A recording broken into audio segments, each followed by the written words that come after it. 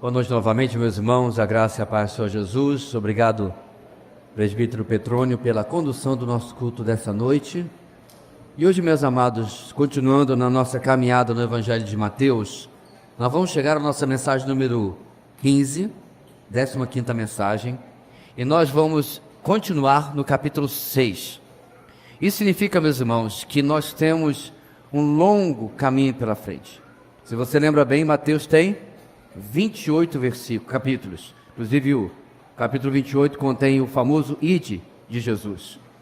Então, vamos nos acomodar e vamos aproveitar essa jornada, porque nós temos um longo tempo pela frente, que eu espero não seja interrompido por nada, a não ser pelo toque da trombeta. Amém. Tem um pessoal querendo ir para o céu aí. Muito bem. O tema de Mateus, irmãos, que temos explorado desde o começo, é esse que vai ser projetado ali. Quero convidar-nos a nós lermos a uma só voz. Vamos lá? O Messias prometido realiza o plano divino da redenção, apesar da sua rejeição retardar a promessa do reino. Como eu disse, nós estamos no capítulo 6 do Sermão do Monte, 6 de Mateus, no Sermão do Monte, a carta magna do reino, ou a contracultura do reino. O Sermão do Monte, irmãos, é a instrução básica para os novos súditos do reino de Deus, que ouviram a mensagem que foi inicialmente pregada por João Batista e depois repetida por Jesus: arrependam-se, pois o reino dos céus está próximo. Colocando de forma simples, arrependimento, portanto, deve gerar mudança de vida e não apenas uma prática externa, religiosa e, obviamente, hipócrita, que é algo que prevalecia no tempo de Jesus.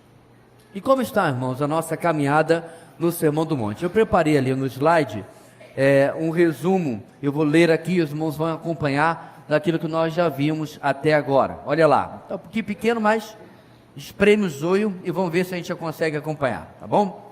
Nós iniciamos, irmãos, com as bem-aventuranças, versículo 1 ao versículo 12. Vimos da mensagem seguinte, que podemos dizer que é o resumo da mensagem do Sermão do Monte, na qual Jesus nos chama, a nós, os discípulos, os súditos do reino, de sal da terra e luz do mundo, versos 13 a 16. O resumo de tudo aquilo que ele irá detalhar até o capítulo 7. Tudo que nós vamos ver, inclusive hoje, é para sermos sal da terra e sermos luz do mundo. Logo em seguida, como um subtítulo a este resumo do Sermão do Monte, ou talvez uma expansão, se você preferir, dos versículos 13 a 16, Jesus traz, digamos assim, o centro, o coração do seu sermão, dos versos 17 até 20. Esse é o centro da mensagem, isto é, como ela se relaciona com esse período de transição do Antigo Testamento, da lei de Moisés, agora para a nova aliança. Jesus destaca, irmãos, que a lei não é algo a se jogar fora, a se dispensar, mas algo a nos espelharmos como seus princípios falam muito mais do que meras regrinhas e regulamentos para evitar uma vida libertina. Não, é uma transformação real que liberta de uma vida libertina. A partir desse momento, nós começamos a ver nas questões abordadas por Jesus, como que as regras permanecem, quer sejam elas de forma ética ou moral, elas refletem, irmãos, a santidade de Deus, como algo que está acontecendo dentro de nós. Porém, nós vimos como elas são muito mais complexas do que apenas fazer ou não fazer. Elas vão refletir a intenção do nosso coração. Dos versos 21 ao 48, Jesus confrontou reinterpretações da lei que a tornavam mais cômoda e removia os desafios de santidade que ela traz. Jesus tratou de homicídio e ira, Jesus tratou de adultério real e pensamento lascivo, e também de divórcio, juramentos e até vingança, culminando, irmãos, num resumão em amor pelos inimigos, amor por aqueles que são nossos adversários de alguma forma. No capítulo 6, agora, Jesus expõe mais claramente o comportamento hipócrita tão facilmente observável nos religiosos da sua época. A questão é simples, presta atenção: ou somos admirados pelos homens, ou somos reconhecidos por Deus. É simples, é o resumo de tudo isso, principalmente no verso 1 ao 4. Ou seja, Jesus trata do exibicionismo humano em contraste com a transformação interior esperada de nós, os súditos do reino. Hoje, irmãos, seguindo e encerrando o capítulo 6, Jesus continua abordando outras manifestações do exibicionismo religioso. E aí só vamos ver com temas, por exemplo, como oração e como jejum, ok? Isso dito, vamos para o nosso texto, Mateus capítulo 6, versículo 5 até o versículo 18. Mateus capítulo 6, versículo 5 até o versículo 18, na nossa caminhada no capítulo 6 de Mateus. Não encerrando, mas caminhando nele, ok? Já está preparado aí? Eu avisei os irmãos que usam o meio digital, que nesse aplicativo que é o mais conhecido, você pode encontrar a NVI versão 2011, certo? A mais raiz, por assim dizer, é a qual nós lemos congregacionalmente. Vamos lá, versículo 5. E quando vocês orarem, não sejam como os hipócritas. Eles gostam de ficar orando em pé nas sinagogas e nas esquinas, a fim de serem vistos pelos outros. Eu lhes asseguro que eles já receberam sua plena recompensa. Mas quando você orar, vá para o seu quarto, feche a porta e ore a seu pai que está em secreto. Então seu pai, que vê em secreto, o recompensará. E quando orarem, não fiquem sempre repetindo a mesma coisa, como fazem os pagãos. Eles pensam que por muito falarem, serão ouvidos. Não sejam iguais a eles, porque o seu Pai sabe do que vocês precisam, antes mesmo de o pedirem. Vocês orem assim: Pai nosso que estás nos céus, santificado seja o teu nome, venha o teu reino, seja feita a tua vontade, assim na terra como no céu. Dá-nos hoje o nosso pão de cada dia. Perdoa as nossas dívidas, assim como perdoamos aos nossos devedores. E não nos deixes cair em tentação, mas livra-nos do mal, porque teu é o reino, o poder e a glória para sempre. Amém. Pois se perdoarem as ofensas uns dos outros, o Pai Celestial também lhes perdoará. Mas se não perdoarem uns aos outros, o Pai Celestial não lhes perdoará as ofensas. Quando jejuarem, não mostrem uma aparência triste como os hipócritas, pois eles mudam a aparência do rosto, a fim de que os outros vejam que eles estão jejuando. Eu lhes digo verdadeiramente que eles já receberam sua plena recompensa. Ao jejuar, arrume o cabelo e lave o rosto, para que não pareça aos outros que você está jejuando, mas apenas a seu Pai que vê em secreto. E seu Pai que vê em secreto o recompensará. Na nossa mensagem de hoje, meus irmãos, nós vamos complementar a mensagem da semana passada ao continuar tratando de manifestações espirituais usadas, infelizmente, para impressionar as pessoas, em lugar de serem usadas, serem dirigidas como adoração a Deus. Primeiro, Jesus destacou as esmolas, dentro do que podemos incluir as ofertas e dízimos na mensagem da semana passada.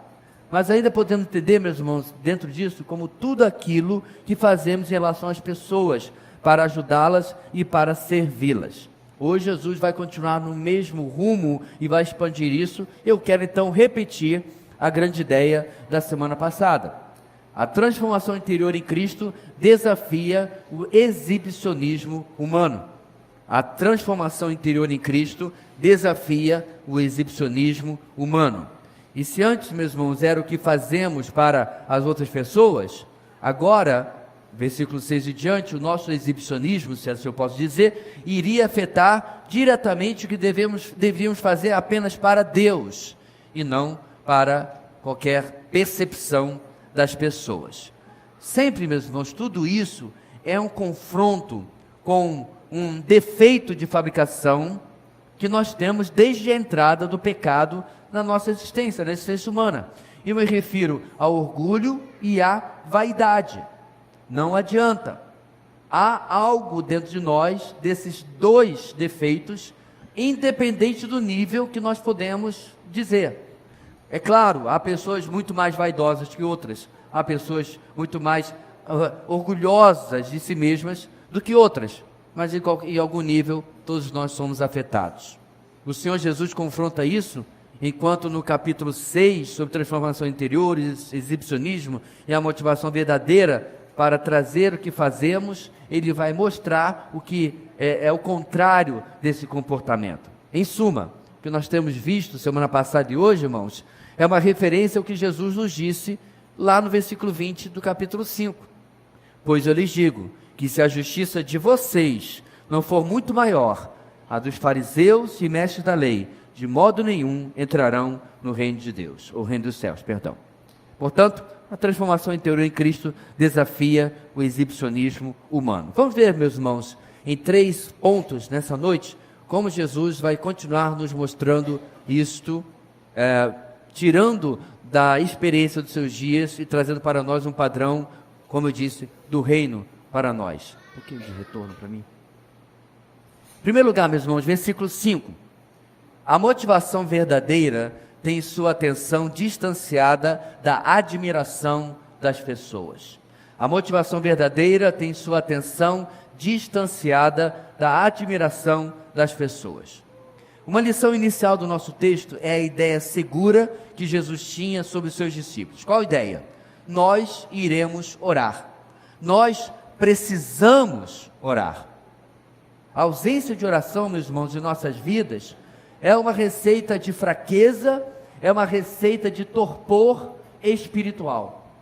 Não há como a vitalidade do fluir de Cristo em nós existir sem oração. Agostinho de Hipona disse que a oração é a respiração da alma. A oração, meus irmãos, previne. A oração resolve, por exemplo, a ansiedade. Não é exatamente por isso que muitas vezes nós oramos, porque algo está nos oprimindo, preocupando, nos tornando ansiosos. A oração é a válvula de escape para isso. Não é à toa que Paulo disse em Filipenses 4:6, não andem ansiosos por coisa alguma, mas em tudo, por oração e súplicas, e com ação de graças, apresentem seus pedidos a Deus. Então, meus irmãos, qual é a questão que Jesus trata com a oração aqui? No verso 5, ele repete esse adjetivo, esse título usado quanto aos que ajudam outros para impressionar as pessoas, que vimos no capítulo anterior. Aliás, desculpe, no contexto, na mensagem anterior. Qual é o adjetivo? Hipócritas. Esse título que ele dá. Eu acho interessante, meus irmãos, que Jesus com certeza seria cancelado nos nossos dias. Jesus, você precisa amar mais. É o que diriam para Jesus. Porque Jesus, meus irmãos, ele ama, mas ele fala na lata o que ele tem que falar com quem ele precisa. E assim ele chama aqueles que agem de maneira exibicionista de hipócritas. A nossa oração, porém, não deve ser como a deles. Em suas orações, nas orações deles, diz o texto, eles se colocavam em um lugar onde sabiam que seriam vistas pelas pessoas. Em lugar de ser um ato entre o servo de Deus e seu Senhor, eles, os hipócritas, o transformavam em um espetáculo para os homens. Isso mesmo, Jesus, é claro, não está condenando a oração pública. Por exemplo, o que o irmão Petrônio acabou de fazer aqui, nos dirigindo em uma oração. O que a irmã Marta fez aqui no momento de missões, nos dirigindo em uma oração. Não é isso que Jesus está falando. Não é proibindo a oração pública. Na verdade, irmãos, os judeus, eles mesmos, tinham pelo menos 3 oportunidades gerais para a oração durante o seu dia. De manhã, às 9 e às 15 horas. Havia inclusive outros momentos de sacrifícios, e o templo era sempre frequentado por adoradores e obviamente pessoas que estavam ali orando. Hoje, o templo não existe, mas do que restou do platô que segurava o templo, o Muro das Lamentações é constantemente frequentado por pessoas que oram ali. Então, não é este, irmãos, eu quero já deixar isso aqui claro, o problema não é orar em público. Porém, ao se colocar em pé nas sinagogas, ou pior, nas esquinas das ruas, eles sabiam que seriam percebidos, que seriam notados, enquanto que, por outro lado, nos momentos comunitários, eles eram apenas um na multidão, um em meio a muitos. Mas, meus irmãos, não é o local, não é a posição o problema aqui. O problema, Jesus declara logo de cara, a fim de serem vistos pelos outros. E Jesus encerra da mesma forma que vimos na semana passada, o verso 2. Eu lhes asseguro que eles já receberam sua plena recompensa, conseguiram o que queriam. A escolha, meus irmãos, novamente é entre sermos recompensados justamente pelo nosso Pai, ou sermos admirados superficialmente por pecadores como nós. E o que Jesus está dizendo aqui, meus irmãos? Estes homens, esses hipócritas, escolheram mal, escolheram o tapinha nas costas, escolheram, deixa eu tirar um selfie com você, escolheram, eu conheço fulano, olha como ele ora bonito, olha onde ele ora, olha a postura que ele ora, é meu primo. Seriam admirados por pessoas comuns e, claro, pecadores como eles, em troca da admiração, do reconhecimento do próprio Deus. Infelizmente, irmãos, em meios religiosos, aparentar mais espiritual do que os outros é uma tentação real e muitos caem nela.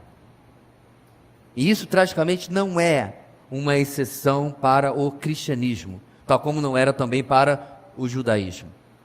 Nosso foco, irmãos, por outro lado, deve estar em Deus, e Ele não tem como ser impressionado conosco. Só houve um ser humano que impressionou a Deus, e não sou eu nem você. Só houve um ser humano fora da curva, fora da média, ou acima da média, que sem dúvida impressionou o Pai, e esse é o Senhor Jesus. Quanto a nós, irmãos, na nossa limitação, o máximo que nós podemos fazer é ao sermos sinceros na nossa oração, sinceros na nossa disposição em ser reconhecido pelo Senhor e não pelos homens, é receber exatamente isso, é Deus percebendo e recompensando a nossa sinceridade quando o buscamos, quando estamos diante dele. É assim que Jesus começa. Ele vai mostrar que a nossa verdadeira motivação tem essa atenção distanciada. Eu não quero ser notado pelos homens, eu não quero a admiração dos homens. No nosso grupo de vida esta semana, uma vez que isso é muito similar ao que nós vimos na semana passada, é uma continuação, nós falamos, irmãos, que contudo, é óbvio que o parabéns, por exemplo, os nossos irmãos esta semana, cuidaram dos nossos filhos, trabalharam horas a fio, merece o nosso parabéns, merece o reconhecimento a eles e a glória a Deus, nada de errado com isso. O que estamos tratando aqui, irmãos, quer seja sobre oração, quer seja sobre a oferta da semana passada, é onde está o meu coração? Qual é o meu foco? Qual é a minha intenção? Qual é a minha motivação? Na sequência do nosso texto, se não é para sermos como os hipócritas, Jesus, o que eu faço? Como devemos ser? Porque aquelas pessoas diante de Jesus estavam acostumadas a ver aquele modelo e Jesus precisa dar-lhes um novo modelo. Então Jesus passa para um dos textos mais conhecidos no mundo, até mesmo para quem não sabe nem que está na Bíblia. Eu me refiro, é claro, à chamada oração do Pai Nosso ou a oração do Senhor, como alguns também a chamam.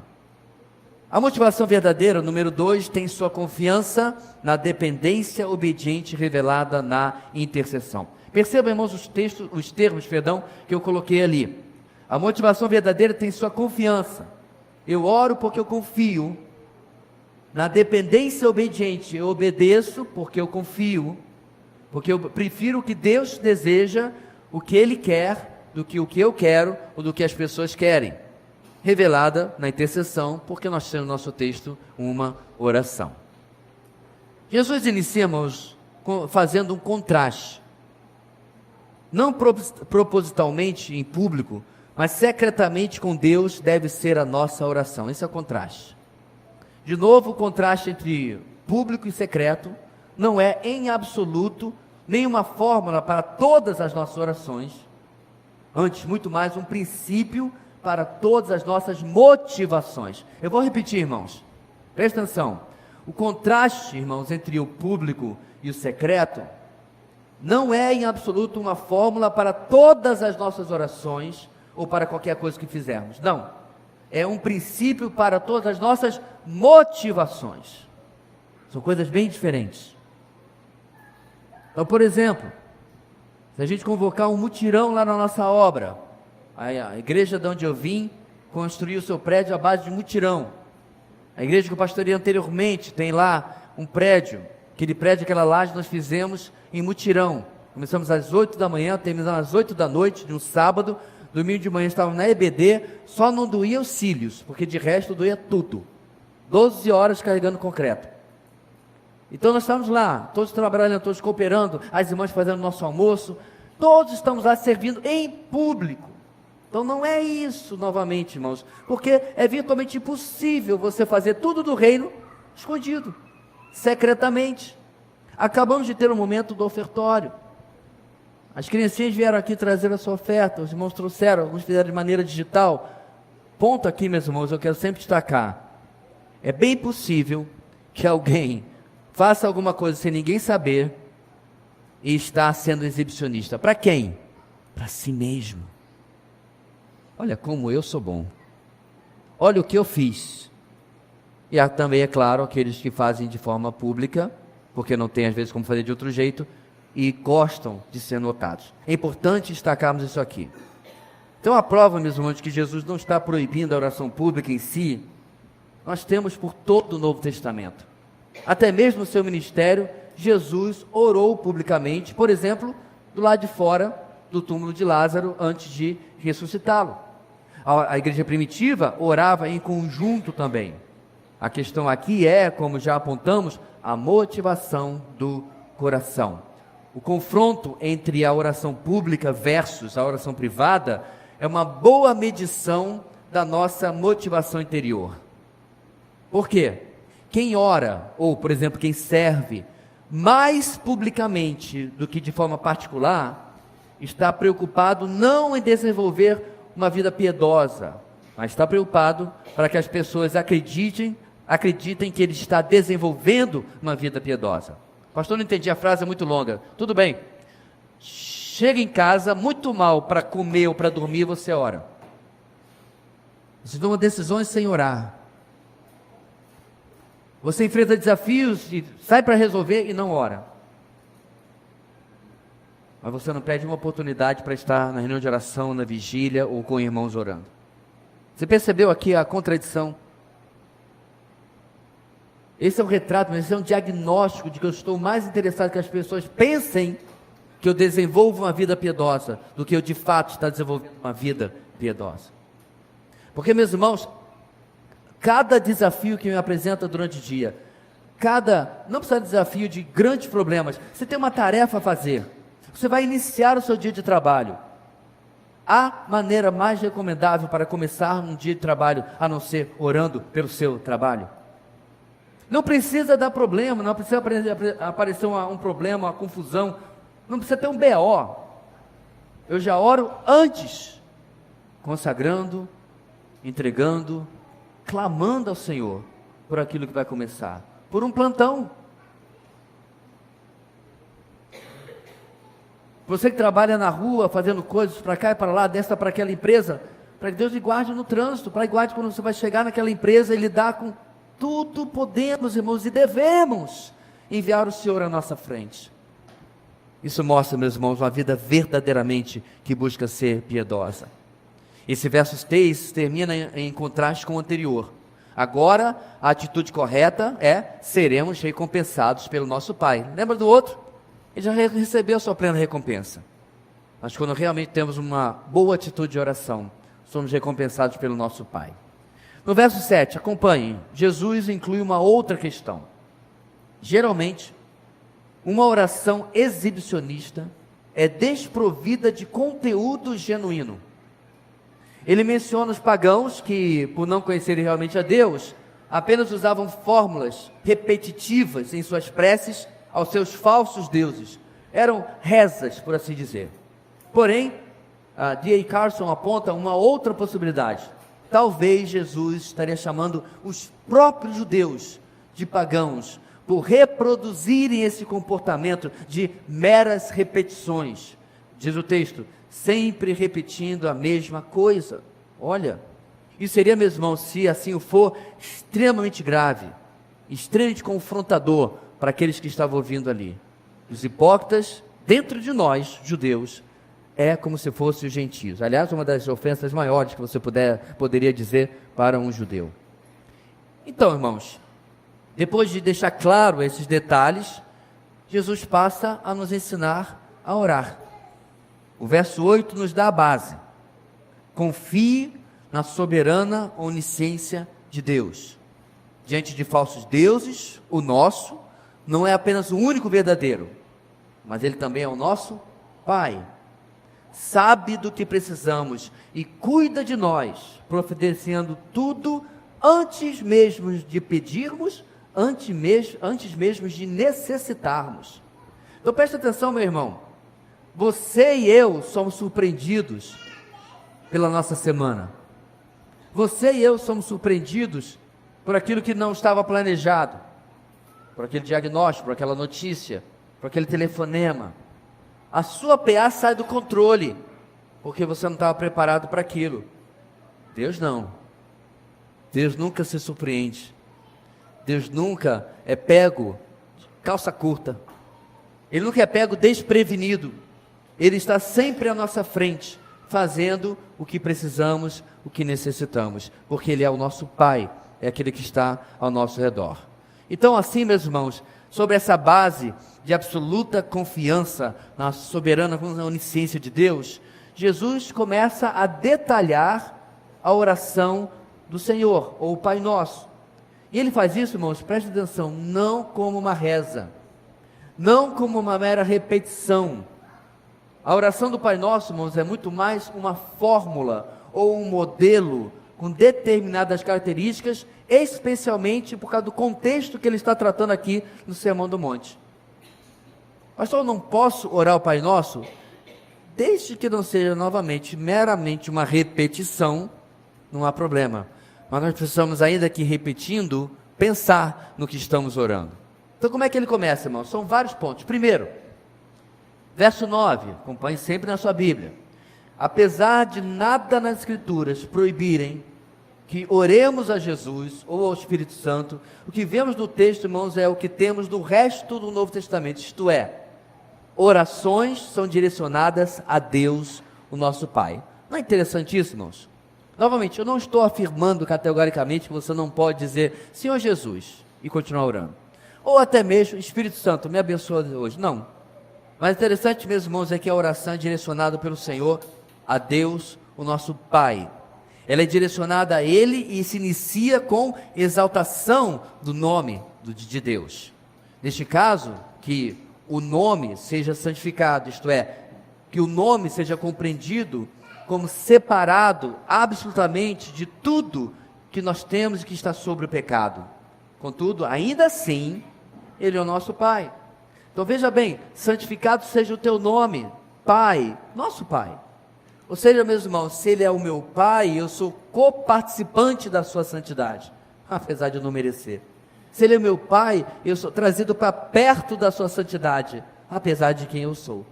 Então a oração já começa desta maneira, meus irmãos, trazendo essa intimidade, essa proximidade com o nosso Deus, com o nosso Pai. Aliás, irmãos, essa forma familiar e íntima de tratar a Deus, naqueles dias em especial, tinha dois efeitos. Aos opositores de Jesus, aos inimigos de Jesus, chamar Pai, parecia petulante, parecia presunçoso. Por outro lado, para os seguidores de Jesus, os discípulos, isso transmitia aquilo que realmente é: proximidade, intimidade, a graça que está presente no relacionamento. Sabe por quê, meus irmãos? Esta semana, eu estive com 3 atrizes que estiveram aqui na cidade. Eu as conhecia pela televisão, pelo menos 2 delas, uma não lembro claramente. E às vezes nós temos essa ideia da celebridade, termo que inventaram, ou de uma pessoa importante, de um político, e você fica meio, sem saber o que fazer, como se comportar, especialmente se for uma pessoa que você admira. Se eu puder visitar o Rio novamente e encontrar com o Zico, eu ficarei muito feliz, porque eu admiro o camarada desde que eu era pequeno, né? Nosso texto está dizendo, meus irmãos, mais do que isso. o ser que realmente importa, o ser que nos conhece totalmente, o ser que sabe cada pensamento furtivo, me permite chamá-lo de Pai, me permite participar da sua santidade e permite estar em um relacionamento com Ele. Nós perdemos, irmãos, com o tempo a noção de quanto isso é tremendo. Nós perdemos com o tempo a noção de quanto isso é precioso. Você lembra do Antigo Testamento? Você chegava com o seu animalzinho ainda no deserto, na beira, na porta do tabernáculo, confessava o seu pecado, entregava para o levita, para o sacerdote, dava tchauzinho e ia embora. Porque lá dentro você não podia entrar, você não era levita. Dentro do tabernáculo você não podia entrar, você não era sacerdote. Dentro do Santo dos Santos você não podia entrar, você não era sumo sacerdote. Você era só mais um judeu que tinha feito o que tinha que fazer e tinha que ir embora. O que Hebreus nos fala, irmãos? Tendo ousadia para entrar no Santo dos Santos, pelo novo e vivo caminho que Ele nos abriu pelo seu próprio sangue. Olha que diferença! Essa é a nova aliança. Então, quando nós chamamos, irmãos, Pai, não é falta de respeito. Se bem que umas décadas atrás começaram com um tal de papaizinho nas orações, a coisa meio... Não, Pai. Já há intimidade o suficiente em Pai. Você não precisa inventar moda. Não precisa tentar manipular o hebraico aí com aba e sei lá o que. Não, Pai já é o suficiente, porque nós somos os seus filhos por meio de Cristo Jesus. Aleluia. Segundo, irmãos, no verso 10... nossa oração deve demonstrar conformidade à vontade e ao plano de Deus. Ele diz: venha o teu reino, seja feita a tua vontade, assim na terra como no céu. E isso, meus irmãos, é o somatório de tudo isso. A conformidade a tudo que Deus tem planejado e o reconhecimento da sua soberania. Como expressamos no tema de Mateus, irmãos, que temos repetido no começo de cada mensagem, o Senhor é Senhor da salvação, que foi completamente realizada na cruz do Calvário. Bem como Ele é o Senhor, porque é o Criador de tudo. Contudo, há uma dimensão do reino que espera, irmãos, o futuro escatológico, que espera o cumprimento de todas as coisas, os últimos dias, quando o Senhor reinará de leste a oeste, de norte a sul, em cada ponto do planeta Terra, a partir da terra de Israel. É isso que diz, meus irmãos, a palavra de Deus, é que nós aprendemos na nossa EBD. Então, quando Jesus nos chama a orar, venha o teu reino, não é que ele não exista. O reino de Deus já existe, está atuando no nosso meio, mas o mundo jaz no maligno. Há um usurpador no reino, há um rebelde no reino. E a nossa tarefa, meus irmãos, hoje, é expandir o reino pela pregação do Evangelho, primeiro, e segundo, pela submissão das nossas vidas àquilo que Deus tem determinado como plano para nós. Um crente que tenta viver, irmãos, pelo próprio nariz, pelo próprio plano, em isolamento, usando Deus como trampolim para os seus sonhos e planos, não entendeu absolutamente nada do que é ser servo, do que é ser discípulo, do que é ser súdito do reino. Precisamos então, irmãos, expandir o reino e submeter ao rei. E como conquistamos isso, irmãos? Seguindo o conselho de Paulo, na virada da carta de Romanos, na dobradiça da carta de Romanos, no capítulo 12, você conhece o texto. Portanto, irmãos, rogo-lhes, pelas misericórdias de Deus, que se ofereçam em sacrifício vivo, santo e agradável a Deus. Esse é o culto racional de vocês. Não se amoldem ao padrão deste mundo, mas transformem-se pela renovação da sua mente, para que sejam capazes de experimentar e comprovar a boa, agradável e perfeita vontade de Deus. Ao olharmos para a obra completa do Evangelho, capítulo 1 ao 11 de Romanos, meditamos nas misericórdias de Deus, e então nos oferecemos, nos consagramos a Ele, nós rejeitamos o padrão deste mundo, e adotamos pela graça de Deus o padrão dele, e finalmente, irmãos, aí sim, podemos experimentar a boa, agradável e perfeita vontade de Deus, não nossa. E detalhe, meus irmãos, é bom salientar, irmãos nossos estão, nós, de vez em quando temos no nosso momento missionário, estão sofrendo hoje, porque para esses irmãos, esta é a perfeita, agradável a boa, agradável e perfeita vontade. O que quer dizer com isso, irmãos? Quando Deus tem um plano para nós, Ele não nos consulta. Meu servo, eu estou pensando aqui num plano, então você vai me servir, vai sair aqui da sua cidade, da confortável, e vai me servir como missionário para plantar uma igreja lá em Caxirimirim do Norte. Lá no Piauí. Lá no sertão. O que você acha? Então, Deus, eu acho que isso não é bem o meu chamado. Não funciona assim, irmãos. Não é dessa maneira. Quer seja o chamado missionário, irmãos, quer seja qualquer ordem que Deus nos dá, ênfase na palavra ordem. Esse é o suprassumo do manda quem pode e obedece quem tem juízo. Mas quantas vezes, meus irmãos, nós damos cabeçada na vida? Porque em lugar de nos submeter ao que Deus quer, nós continuamos impondo o que nós queremos, insistindo no que nós queremos. Nós somos como crianças mimadas que papai e mamãe já disse não. E eu continuo pedindo, e continuo insistindo, e continuo querendo o que Deus não quer para mim. Portanto, meus irmãos, devemos buscar o reino de Deus e trazê-lo à existência também através da nossa obediência. Não perca a conta. Terceiro, no verso 11, tudo que temos, mesmo, irmãos, que seja conquistado com o nosso trabalho, tudo que temos vem das mãos de Deus. Muito ou pouco, não importa. O Senhor determina o curso de nossas vidas. O Senhor determina a altura e a profundidade da nossa vida. Ele nos dá capacidades, mas realiza muito mais do que as nossas próprias capacidades podem alcançar, porque é Ele que determina como será a nossa vida. O pedido do verso 11 aqui não é pelos nossos desejos, mas sim pelas nossas necessidades. Seja qual for a área, podemos confiar e depender do nosso Deus. Ele usa a palavra pão, mas por pão ele não está se referindo apenas a pão, mas engloba não apenas todo tipo de comida, mas também tudo o que podemos e precisamos receber das mãos de Deus. E em tudo que dele pedimos e que ele nos dá, precisamos, diz o texto, irmãos, aprender a depender diariamente. Algo que me lembrou automaticamente do quê? Do maná no deserto. Lembra como é que funcionava? Todo dia você vai sair de manhãzinha cedo, ok? E vai colher aquele maná, vai coar. Ele era como uma semente de coentro, dizem algumas traduções. E aí você vai fazer isso quando, irmãos? Domingo, segunda, terça, quarta, quinta, sexta. Mas na sexta você vai colher em dobro. Nem um dia anterior vai ser guardado para o dia seguinte. O de segunda seria consumido na segunda e seria descartado. Mas na sexta você ia pegar 2 porções.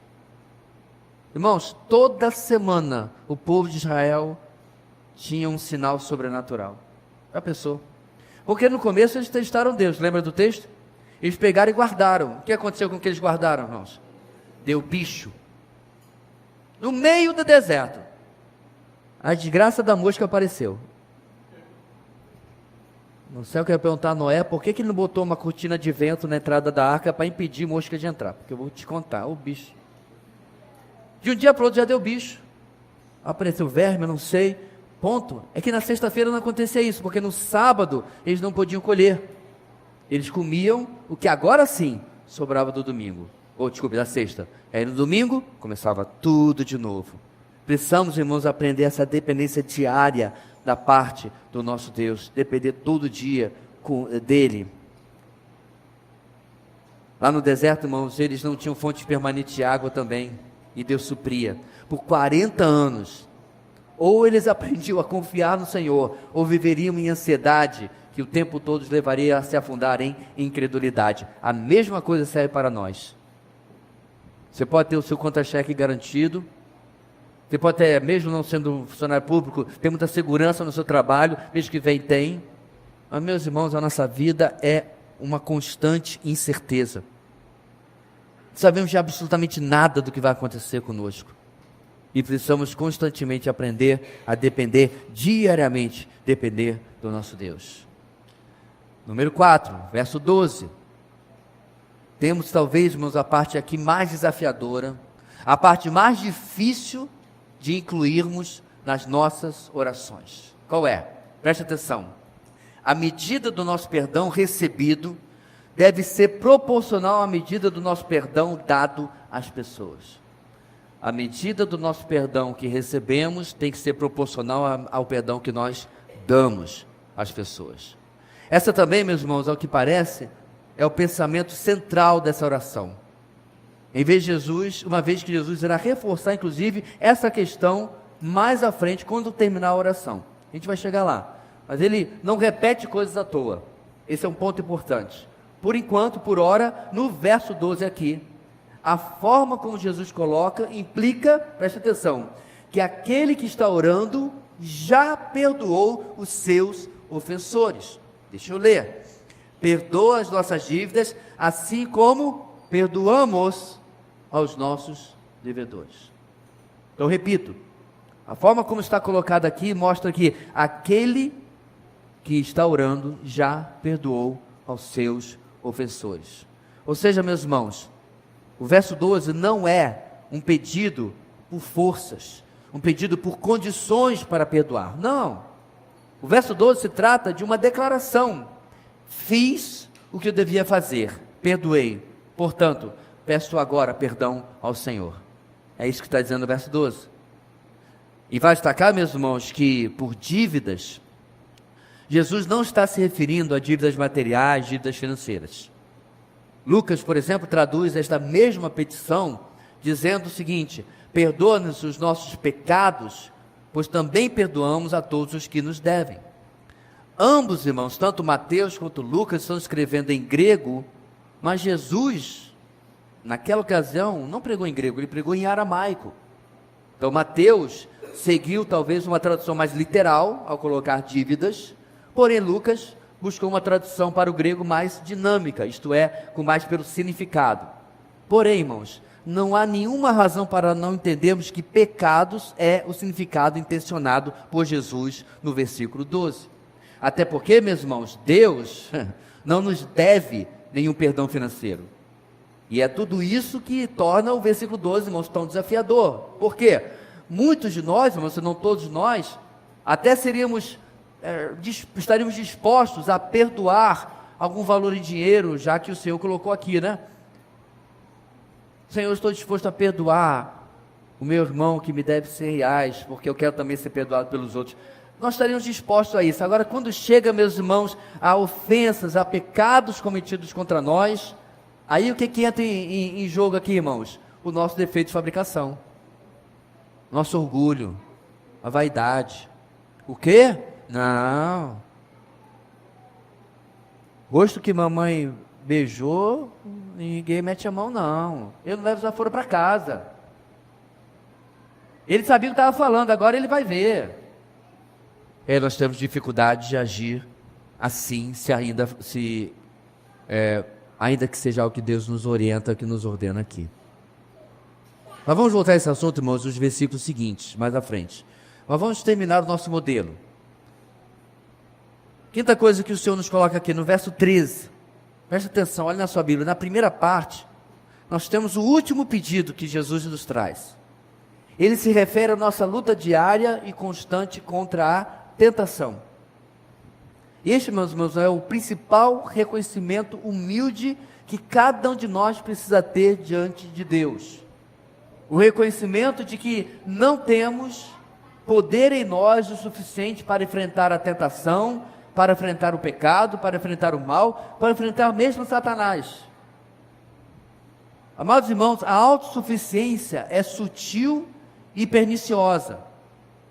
Ela entra em nossos corações, ela penetra sutilmente em nossos corações. E então, como diz Provérbios 18:12, o orgulho vem antes da destruição, o espírito altivo antes da queda. Como cristãos, irmãos, por outro lado, a nossa suficiência vem de Cristo, a nossa força vem de Cristo. Aliás, a nossa força vem em admitir a nossa limitação, a nossa fraqueza, a nossa falência de recursos. Essa foi a conclusão do apóstolo Paulo. no famoso texto de 2 Coríntios capítulo 12, Paulo lutava com alguma coisa que ele chamou de espinho na carne. Alguns acham que é uma enfermidade, alguns acham que é alguém que o perseguia, alguns acham que era uma área específica de pecado na vida dele. Sim, claro, pecado. Paulo era pecador. O texto não deixa claro, meus irmãos, o que é. Um espinho na carne, algo que incomodava muito. Como diz o caboclo, uma ferpa aí no dedo já incomoda. Imagina um espinho dentro da sua carne. E aí ele ora: Senhor, tira o espinho, remove o incômodo, tira essa tentação, tira esse perseguidor, tira essa doença, não sei. Olha lá, 2 Coríntios 12, 9. Mas ele, Jesus, me disse: minha graça é suficiente para você, pois o meu poder se aperfeiçoa na fraqueza. Diante da resposta de Jesus, ele continua: portanto, eu me gloriarei ainda mais alegremente em minhas fraquezas, para que o poder de Cristo repouse sobre mim. Acho tão interessante, irmãos, essa expressão, repouse sobre mim. Sabe, é largar de mão, é parar de lutar sozinho, parar de tentar por si mesmo. Repouse, é descanso. Por isso, por amor de Cristo, regozijo-me nas fraquezas, nos insultos, nas necessidades, nas perseguições, nas angústias. E aí ele termina com a frase que você conhecemos: pois, quando sou fraco, é que sou forte. Ele clama, meus irmãos, então, por esse livramento da parte de Deus, e essa é a resposta que ele tem. Irmãos, quanto à tentação em si, ela sempre procede de fonte maligna, quer seja a nossa natureza pecaminosa, isto é, a carne, quer seja do mundo caído, ou, mais ativamente, da parte do próprio Satanás. Sempre com a permissão de Deus, irmãos, mas porém, ela é parte da nossa caminhada. Assim, o pedido não é para que a tentação não aconteça. Não há como pedir isso, irmãos, porque nem a carne, nem o mundo, nem Satanás tiram férias. Seria maravilhoso, meus irmãos, que todo dia a gente acordasse, ou algum dia a gente acordasse, e a gente checasse e dissesse: olha só, acho que a carne tirou férias, hoje é o dia de folga. Eu me sinto tão livre de qualquer tentação, mas não é assim que acontece. A gente acorda, aí sente uma dor, já reclama. Ou está acordando, dormindo, e o cônjuge, o marido ou a esposa está fazendo barulho no quarto porque sai mais cedo, aí você já fica rabugento, ou rabugento. Somos constantemente testados. Isso é parte, irmãos, infelizmente, da nossa caminhada. Então não tem como pedir para retirar dessa maneira. O pedido, por outro lado, é para que diante dessas situações possamos responder em santidade, podemos responder em obediência mediante a graça de Deus. Esse é o pedido do verso 13. E por último, nesse mesmo verso, a oração termina com uma doxologia: porque teu é o reino, o poder e a glória para sempre. Amém. Nós temos um pequeno problema de manuscrito com essa afirmação. Você já deve saber, por exemplo, que geralmente os católicos não incluem isso na sua oração do Pai Nosso. Curiosamente também eles mudam a pessoa para o plural em vez do singular. A oração diz claramente, nós lemos: Pai Nosso que estás no céu. É S-T-A-S. Eles oram: Pai Nosso que estás no céu. Eu não sei como você pode orar para o Pai e botar o verbo no plural, mas aí é coisa para eles. O ponto aqui, meus irmãos, é que realmente essa doxologia não necessariamente está nos maiores ou melhores manuscritos. Ainda assim, essa doxologia tem sido usada principalmente nas Bíblias, nas versões protestantes, mantendo, você pode verificar a sua Bíblia, a minha também tem, uma pequena anotação de rodapé. Por quê? Porque ela não está errada. Essa doxologia, irmãos, ela possui uma teologia profunda e correta. De fato, irmãos, do nosso Deus é o reino, do nosso Deus é o poder, do nosso Deus é a glória para sempre. Amém. Então incluir isso aqui não é de maneira nenhuma uma heresia, mas é algo que a gente precisa saber, pode estar ausente, pelo menos do texto original.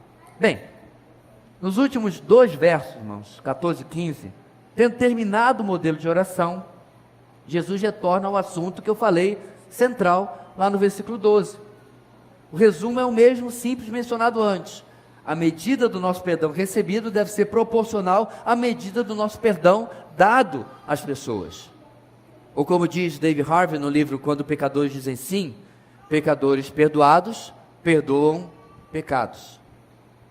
Este é o resumo, mas podemos adicionar algo preocupante, irmãos. O perdão dado se apresenta como condição para o perdão a ser recebido. É o que Jesus acrescenta. A repetição deve chamar a nossa atenção, irmãos, de forma muito grave. Ela serve para deixar claro que na comunidade dos discípulos, entre os súditos do reino, precisamos e devemos ter uma comunidade perdoadora, se nós queremos que nossas orações sejam eficientes. É por isso que Jesus, em outra ocasião, disse que se nós formos trazer a nossa oferta e percebermos, lembrarmos que o nosso irmão tem um problema conosco, deixe a oferta e vai resolver o seu problema primeiro. O reino não é lugar para relacionamentos nem balançados, quanto mais rompidos. Então, meu irmão, de maneira bem prática e direta, está com algum problema com alguém? Vá resolver. Não depois, não semana que vem, o mais rápido possível, se possível esta noite. Então, de repente, no final do curso, se a gente vê 2 irmãos sentados orando, deixa lá, porque estão DR. É bom, nós precisamos disso, de sinceridade e transparência, irmãos, perdoadoras entre nós. E se nós nos surpreendemos com a repetição, irmãos, vale lembrar que ainda não acabou. Jesus ainda reserva uma parábola inteira para tratar do perdão, como nós vamos ver lá pelo capítulo 18. É interessante, irmãos, como esse tema no ensino de Jesus volta constantemente. Sabe por quê, meus irmãos? Quer seja no casamento, quer seja entre pais e filhos, quer seja entre irmãos em Cristo, não importa. Falta de perdão é uma erva daninha. Eu arriscaria dizer, é um câncer. Atrapalha nossas orações, o texto já deixa claro, atrapalha o nosso perdão, azeda a nossa vida. Não ganhamos absolutamente nada disso daí, muito pelo contrário. Então, ao olharmos para o nosso segundo ponto, a motivação verdadeira tem sua confiança na dependência obediente revelada na intercessão. Nós precisamos nos questionar se temos confirmado a nossa motivação como verdadeira, ao orar, ao expressar nossa confiança no Senhor, dependendo dele desta forma obediente. Caso contrário, se torna apenas uma reza, se torna apenas uma repetição da boca para fora.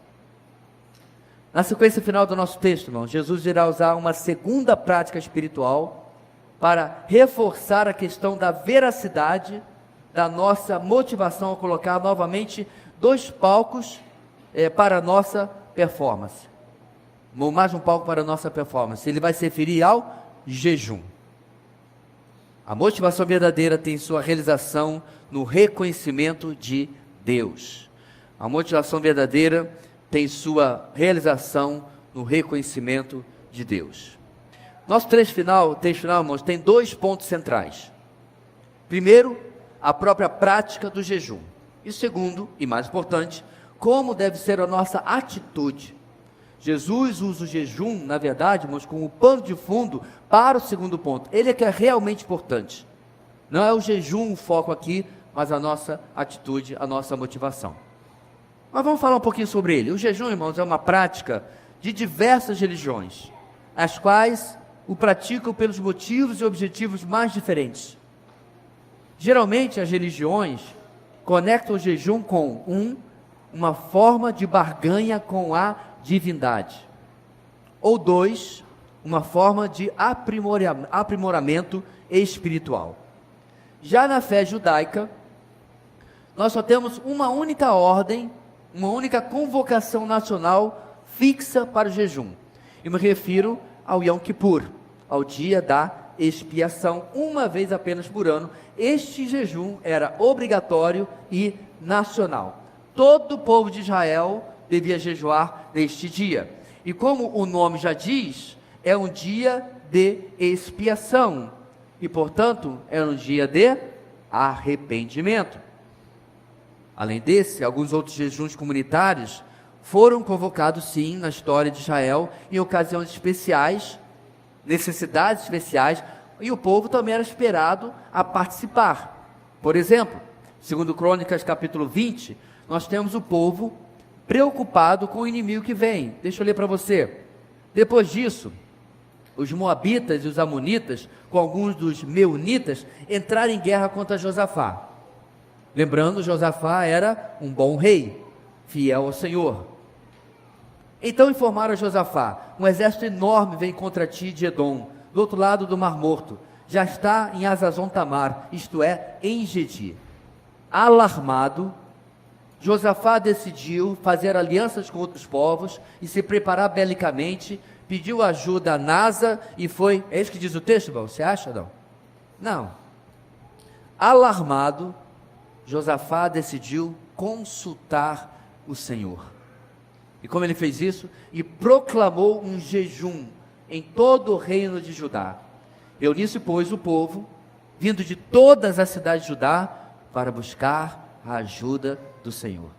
Esse era o cenário de uso do jejum. Interessantemente, mas no Novo Testamento, nós não encontramos nenhuma ocorrência de uma igreja sendo convocada obrigatoriamente ao jejum. Ao que parece, a prática era sempre voluntária e pessoal, mesmo que às vezes fossem em convocações para a igreja estar orando. Devido, então, irmãos, a esse significado exportado do dia da expiação, esse significado de arrependimento, o jejum pessoal e voluntário segue o mesmo objetivo.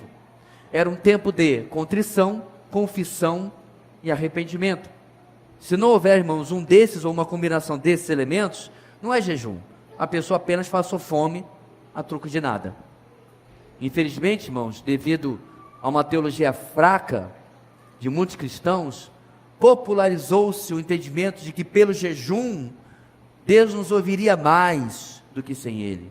Pelo jejum, Deus seria quase forçado a atender aquilo que nós fizemos. Se transformou em um instrumento de manipulação e barganha com Deus. O que obviamente é absurdo e não é possível. Mas, infelizmente, creio que eu e você já vimos isso em muitos cenários, em muitos lugares. Porém, meus irmãos, o tema principal do nosso texto, como eu falei... Obrigado, meu irmão. Deixa outro aí.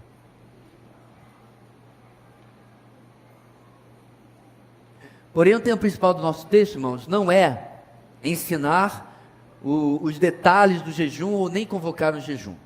Jesus, no verso 16, confronta uma prática performática dos hipócritas. Terceira vez, inclusive, que ele usa essa palavrinha aqui no Sermão do Monte, viu?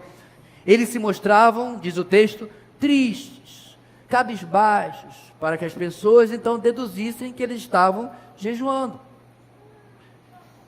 Nós podemos ainda incluir aqueles que deixavam escapar, talvez de maneira bem estratégica, né, que estavam jejuando. Estou com uma fome porque estou jejuando.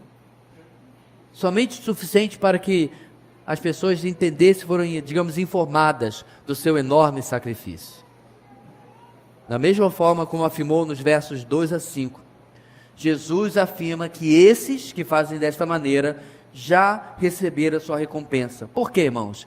De novo, porque preferiram receber a admiração de pecadores do que a aprovação do Pai Celestial. Em lugar de demonstrar falso quebrantamento, os versos 17 e 18 deixam claro que devemos fazer de tudo para mostrar e aparentar normalidade. Em outras palavras, meus irmãos, jejuando ou não jejuando, o cara está bonito, está com o rosto lavado, o cabelo penteado, a roupa limpa, nenhuma indicação de que estaria jejuando. Jejum é parte da experiência cristã, mas deve ser algo entre eu e Deus apenas. Bem, os 3 principais atos de piedade judaica listados no capítulo 6 são usados aqui, irmãos, apenas como exemplos de muitas outras práticas suscetíveis de cair na hipocrisia religiosa do exibicionismo. No início do segundo século, existia um documento cristão que cresce, foi escrito para instruir novos cristãos. Ele era chamado de Didaquê, e ele polemizava contra o jejum dos hipócritas, de segunda a quinta, porém ele ordenava aos cristãos que jejuassem. Ou seja, o jejum e as demais práticas estão, irmãos, em nossa própria história, quer seja na Bíblia, quer seja documentos depois da Bíblia. Porém, a hipocrisia não é e nunca foi exclusividade dos tempos de Jesus e apenas dos fariseus.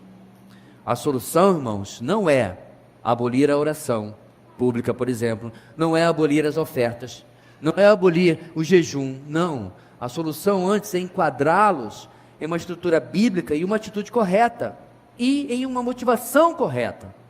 E assim, meus irmãos, quando assim fazemos, nós podemos cobiçar sinceramente a bênção e a aprovação do nosso Deus, porque estamos fazendo do jeito certo. Por quê? Porque a transformação interior em Cristo desafia o nosso exibicionismo humano, e queremos de fato agradar ao nosso Deus. Para nós irmos para casa, irmãos, rapidamente, olha o nosso número 1. A motivação verdadeira tem sua atenção distanciada da admiração das pessoas. Meu irmão, minha irmã, comece retomando o autoexame que vimos já desde a mensagem anterior. Todo o tempo estamos servindo aos olhos das pessoas, porém, será que servimos para os olhos das pessoas? Tome um pregador, por exemplo, ou um irmão do louvor. Aliás, vamos tomar o louvor aqui, porque há um tempo atrás criou-se uma prática que beirava o ridículo. Começaram, alguém lembra o que eles fizeram? A tocar de costas, como supostamente uma forma de humildade, porque não estavam cantando para vocês, mas sim para Deus.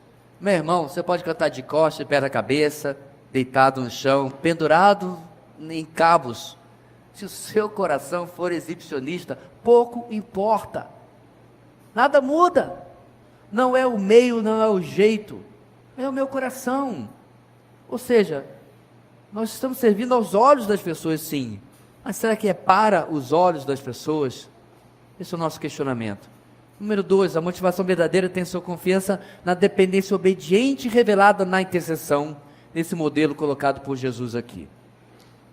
A sua oração é regada de um profundo desejo de obediência, que depende de Deus, e por isso confia em orar e esperar em Deus.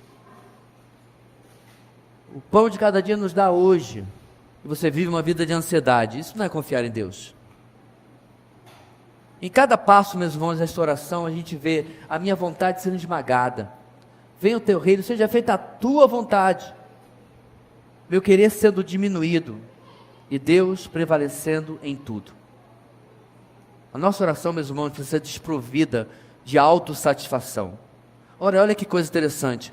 Quantas vezes nosso Deus, que é um Deus abençoador, diz: eu quero, eu vou fazer o que você está pedindo e eu vou lhe abençoar. Não é verdade? Mas o nosso coração deve estar disposto a louvar a Deus, quer a resposta dele seja sim, quer a resposta dele seja não. E acredite, eu e você vamos passar por isso.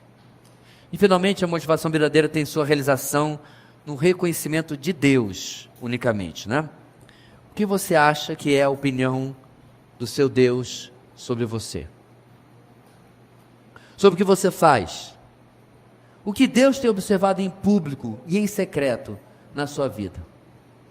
À beira do Jordão, quando foi batizado, Jesus ouviu, e depois ouviu novamente no Monte da Transfiguração, a opinião do Pai sobre ele. Qual é? Este é meu filho amado, em quem me comprazo, em quem tenho prazer. É só o que precisamos, irmãos. É só o que precisamos. Não há como impressionarmos Deus. Não há como sermos mais amados por Deus do que aquilo que nós já somos. Mas o que nós precisamos é saber que estamos fazendo o que o agrada, o que Ele deseja. E Ele está dizendo para nós: tudo bem, segue em frente, continua, porque você está fazendo o que agrada o meu coração. É só o que precisamos. Que Deus nos ajude, meus irmãos, principalmente contra o nosso defeito de fabricação, a conseguirmos viver esta vida humilde e quebrantada, que Jesus nos mostra de maneira tão clara, exposto diante das multidões, começando a ter um público de seguidores e admiradores cada vez maior, mas sempre focado na missão que recebeu do Pai e, obviamente, sendo sempre humilde diante de Deus e dos homens. Que Deus nos ajude para tanto. Amém. Deus amado, ajuda-nos, ó Deus, apesar de nós mesmos e de nossas limitações, a vivermos desta maneira que glorifica e exalta o Teu nome. Ajuda-nos, ó Deus, a sermos desprovidos de vaidade, de orgulho. Ajuda-nos a lidarmos com o elogio, que tem o seu lugar, o reconhecimento, a gratidão, que tem o seu lugar. Nós reconhecemos, ó Deus, a gratidão daquele irmão, o reconhecimento daquele irmão, e darmos toda a glória ao Senhor, porque é o Senhor que nos capacita, que nos possibilita fazer absolutamente qualquer coisa, e assim precisamos, ó Deus, encarar aquilo que realizamos e aquilo que fazemos para servir, aos olhos das pessoas, mas não para os olhos das pessoas. É o que oramos, no nome de Jesus. Amém e amém.